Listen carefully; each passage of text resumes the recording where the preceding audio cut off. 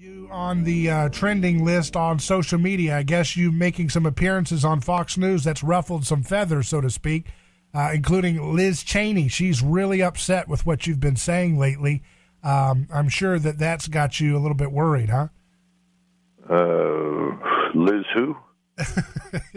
Exactly. Well, why is it that there is this kind of a glazed stupor in conservative circles for trusting in the same corporate media that's lied to them for 2 years about COVID? I don't understand how they went right back into it's almost like a Stockholm syndrome in terms of their trust for the media.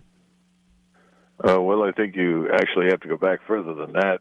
You probably need to go back 50 or 60 years because we've had a media that has historically aligned itself with forces determined to drag us into wars. And the wars that we've been involved in are largely wars or conflicts that we were not compelled to fight. Right. There was a British Prime Minister named Palmerston who used to say the British Empire has no permanent friends or enemies, just permanent interests. Well, my view as an American, and this really goes back to the founding of the country, is a somewhat different principle. I think that our first principle is that we Americans don't wish to be dragged into other people's conflicts. We're not interested in fighting other people's wars for other people.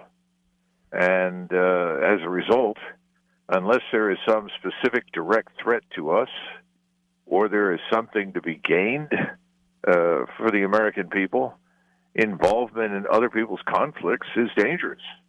And historically, these involvements haven't worked out well for us. Right.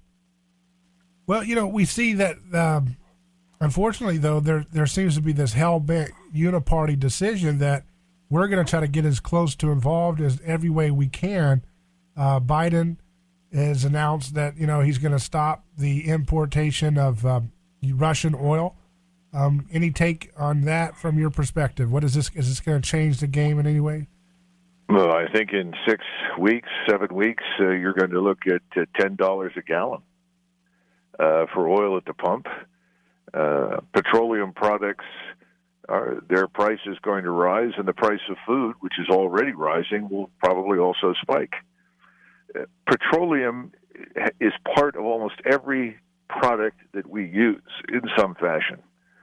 And once you start banning the importation of petroleum, particularly since the first act of this administration was to destroy the oil and gas industry, you're putting the whole country at risk in a whole range of areas.